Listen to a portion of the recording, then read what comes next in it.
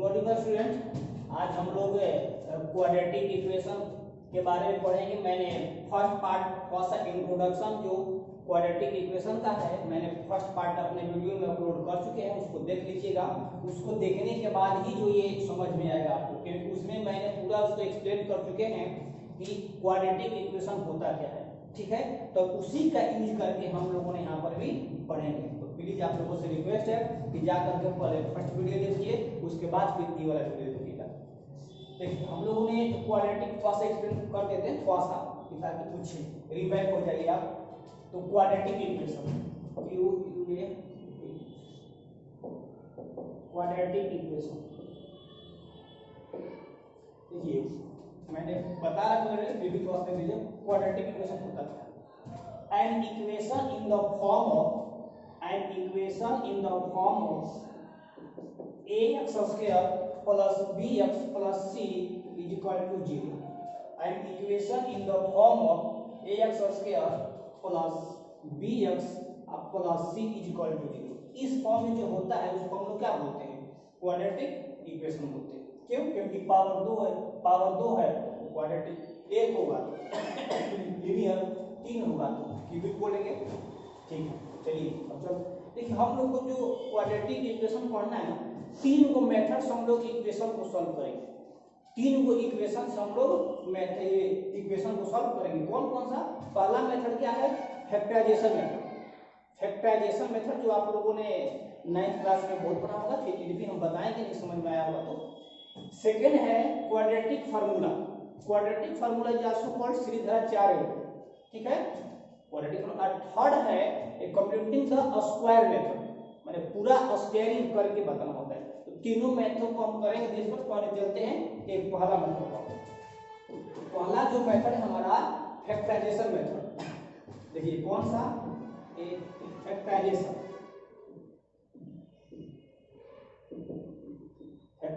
Method. Factorization का meaning होता है कि फैक्टर करके, तोड़ करके, इसको ब्रेक करके। तो फैक्टर जैसे कोई सा एक एग्जांपल ले लेते हैं, 2x square plus 5x plus 3 equal to 0। अब ये इक्वेशन देगा आपके पेपर में, क्या देगा कि ये इक्वेशन देगा, आगे लिखा रहेगा कि equation solve by factorization method. तो फैक्टराइजेशन मेथड से कैसे सॉल्व करेंगे आप लोगों ने पढ़ा होगा ऑलरेडी, थोड़ा सा देख लीजिए, समझ लीजिए। नहीं समझ पाए फिर भी, कोई भी समझना है फिर कमेंट करिए, फिर उसको हम रिप्लाई करेंगे। अब देखिए क्या उसका रूल क्या है, कम से ये दोनों एक्सटर्नल टर्म को मल्टीप्लाई कर देते हैं। मल्टीप्लाई कर मैंने कर लिया तो 2 3 से तो 6x स्क्वायर। अब इसको मिडिल टर्म को ऐसे दो पार्ट में तोड़ना है, ऐसे दो पार्ट में तोड़ना है कि ऐड सब्ट्रैक्ट करें तो 5 और ये मल्टीप्लाई करें तो 6x स्क्वायर आना चाहिए। देखिए कैसे, तो 2x square plus 2x plus 3x अब प्लस 3। अब देखिए इसको मैंने तोड़ दिए हैं, तो 2x और 3x जोड़ेंगे तो कितना होगा? 5x। मल्टीप्लाई करेंगे तो क्या होगा? 6x स्क्वायर प्लस में, यहाँ पर भी मल्टीप्लाई करेंगे तो प्लस में भी आएगा। अब इसके बाद क्या करते हैं? कॉमन ले लेते हैं। कॉमन लेंगे तो कॉमन ले लीजिए। कॉमन इसमें क्या कॉमन है? कॉमन का मीनिंग होता है कि जो दोनों में शामिल हो। तो इसमें क्या कॉमन है? आप कहेंगे सर में 2x कॉमन है सर, तो x प्लस 1 प्लस यहाँ से क्या कॉमन है? 3 कॉमन है, तो x प्लस 1 इक्वल टू 0। और इसमें से दोनों में से क्या कॉमन बचे? बोलिए। तो कहेंगे सर क्या? x प्लस 1 दोनों में है, तो चलिए हम दोनों से भी कॉमन ले लेंगे। तो x प्लस 1 मैंने कॉमन ले लिया और क्या बच गया? 2x प्लस 3 बच गया इक्वल टू 0। तो इसके कहने का मतलब है कि ये भी 0 और ये भी 0। तो चलिए दोनों को इक्वल टू 0 कर देते हैं। x प्लस 1 इक्वल टू 0 और 2x plus 3 equal to 0। x equal to -1, क्योंकि इधर पॉजिटिव है, इधर जाएगा तो -1। ये तो घलुआ है, आप लोगों ने पढ़ा होगा। 2x equal to -3, x equal to -3/2। ये आपका दोनों आंसर आ गया। ये है फैक्टराइजेशन। देखिए ये जो आंसर आया है ना, आपको इसको चेक करना है कि ऑलरेडी कि मेरा ये आंसर आंसर सही है कि नहीं है, तो आप x की वैल्यू यहाँ रख दीजिए, जब चेक कर लीजिए। चलिए देखिए हम एक बार वेरीफाई कर देते हैं, वेरीफाई कर देते हैं हम। चलिए तो जहां x की वैल्यू यहाँ का रखेंगे -1, देखिए तो 2 -1 का स्क्वायर प्लस 5 अब -1 अब प्लस 3 सॉल्व कर देंगे तो 2 अब बच्चे अगर -1 का 2 टाइम्स करेंगे तो माइनस माइनस क्या हो जाता है, प्लस हो जाता है, तो ये 1 -5 अब प्लस 3। अब देखिए 2 हो गया, 2 गुना 1 तो 2 ना होगा, और 3 5 हो गया, और ये -5, आंसर क्या हो गया 0। देखिए 0 आया है, मतलब ये वाला आंसर मेरा सही है। आप इसको ऐसे भी चेक कर सकते हैं, ये वाला वैल्यू रख दीजिए, देखिएगा 100% आएगा।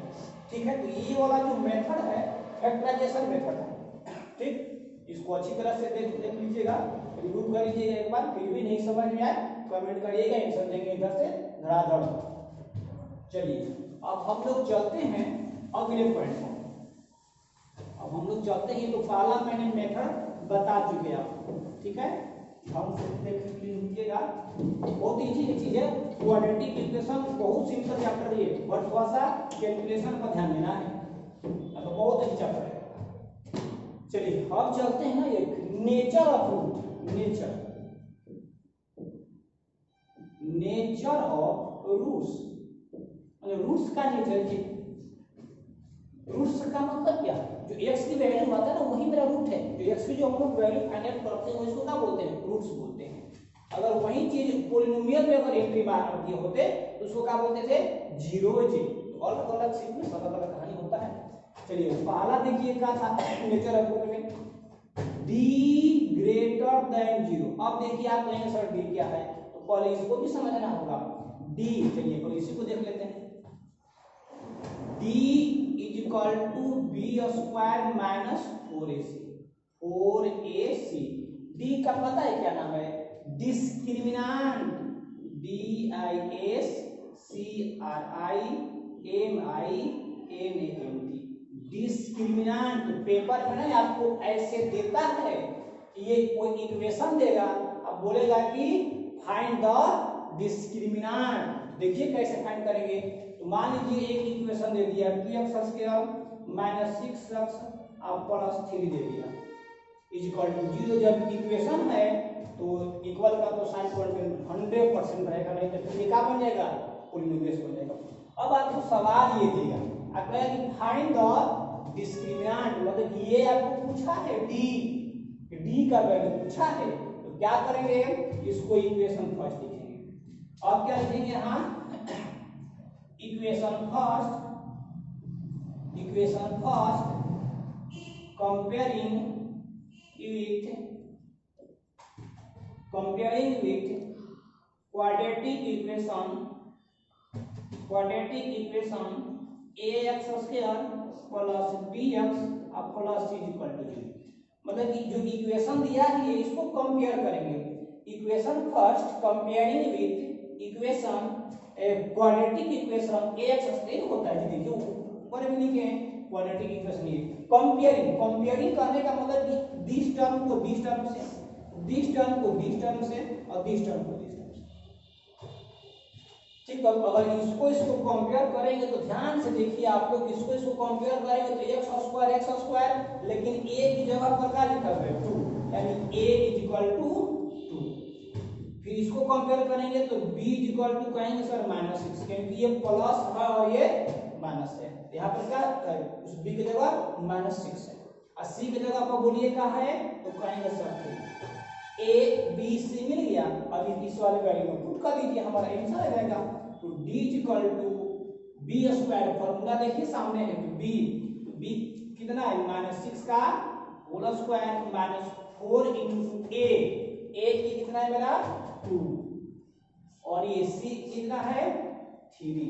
चलिए इसको सॉल्व करेंगे, 36 माइनस 4 गुना के 8 और 3 का 24, तो 24 सब्ट्रैक्ट कर देंगे, 6 में से 4 जाएगा 2 और 3 में से 2 गया 1, ये आंसर हो गया। ऐसे आपको डिस्क्रिमिनेंट डायरेक्ट नहीं लिखना है a b c, आप जो भी इक्वेशन दिया रहेगा क्वाड्रेटिक इक्वेशन से कंपेयर करिएगा। कंपेयर करने के बाद ही नहीं क्या डायरेक्ट बच्चे लिख देते हैं।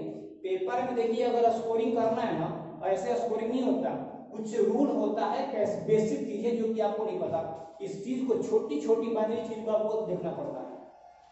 तो जो भी इक्वेशन दिया रहेगा उसको मान करके फर्स्ट कंपेयर कर देंगे क्वाड्रेटिक इक्वेशन से, और तब उसके बाद एबीसी लिखेंगे, और तब ये फॉर्मूला पता है हमको जो फाइंड करना था, डिस्क्रिमिनेंट हमने फाइंड कर दिया A1 के अनुसार।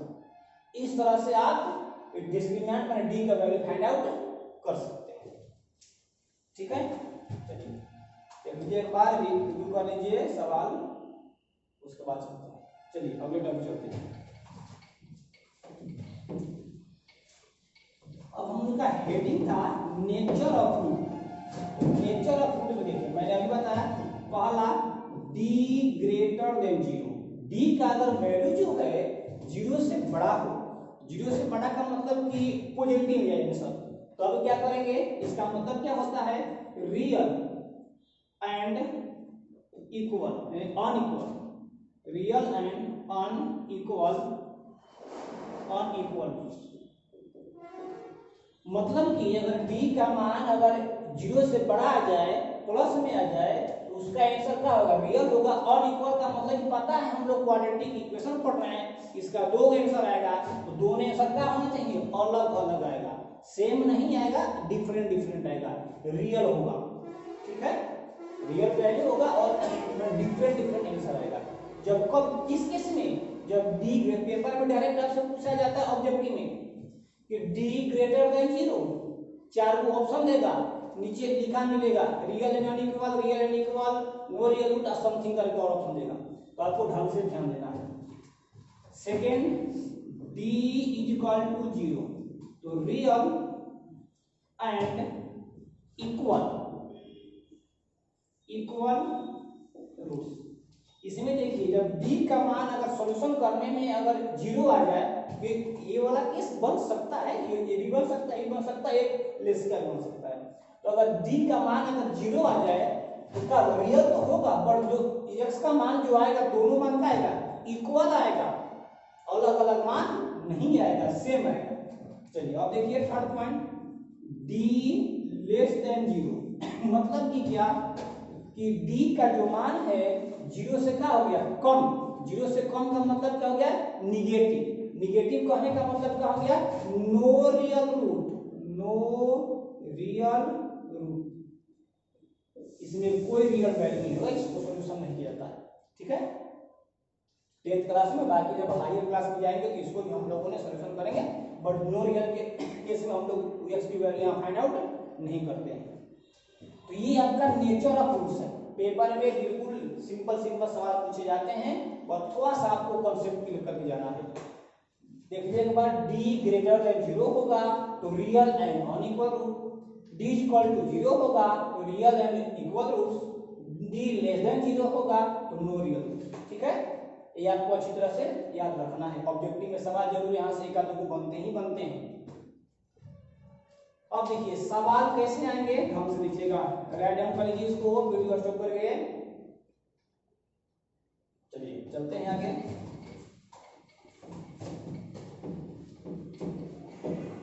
अब देखिए इस पर सवाल कैसे आते हैं, ढंग से देखिए। आपको इक्वेशन दिया रहेगा, जैसे 3x² plus 4x plus 3 is equal to 0, तभी तुम्हारी इक्वेशन कहलाएगा। जब इज इक्वल टू नहीं रहेगा तो फिर ये क्या कहलाएगा, पॉलिनोमियल। तो इक्वेशन का साइन कॉन्टिन्यू होगा तभी क्या बोलेंगे, इक्वेशन। चलिए हमसे देखिए, इसको वही काम जो मैंने बताया कि इसको इक्वेशन फर्स्ट मानेंगे, नेचर बताना है। ये इक्वेशन दिया है, अगर है कि इसका नेचर क्या होगा, what is the nature of this equation, what is the nature of this equation. तो देखिए कैसे करेंगे, वही हम equation first comparing with quadratic equation ax² plus bx plus c equal to, इसे कंपेयर करना है जैसे बताएं वैसे कंपेयर कर दीजिए। ए की वैल्यू बोलिए तो आप बोलेंगे सर 3, बी बोलिए बी, सर बोलेंगे 4, ठीक है, सी बोलिए 3। चलिए, तो नेचर बताने के लिए आपको पता है कि क्या फाइंड करना होगा, डी।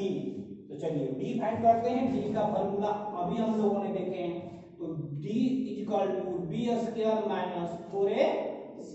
b की वैल्यू 4 इंटू a का वैल्यू 3, c का वैल्यू 3।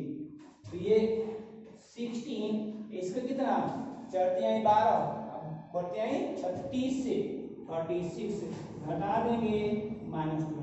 अब बताइए ये क्या आ गया, ये केस बन गया d लेस देन 0 का, माने जो d का मान है 0 से कम आ गया। तो कम आ गया इसका मतलब क्या है, ये नेचर क्या बनेगा, नो रियल रूट्स बनेगा।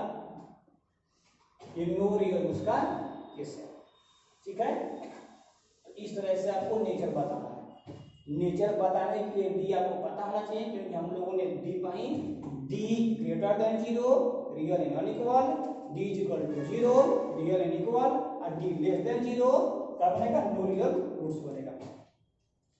इजी है, बट बस आप लोग प्यार से देखिए इसको, प्यार से सवाल को बनाएंगे बन जाएगा, टेंशन लेंगे नहीं बनेगा। चलिए अगला हम लोग देखते हैं, नेचर तो पढ़ चुके, पहला भी मेथड पढ़ चुके, 3 को मैंने नाम दिया था, 3 को मेथड से सॉल्यूशन करेंगे। पहला मेथड फैक्टराइजेशन मेथड मैंने बता चुके हैं। अब सेकेंड मेथड चलते हैं, quadratic formula, QUADRATIC, quadratic formula, formula. इसी को और क्या बोलते हैं, श्रीधराचार्य रूल, SHREE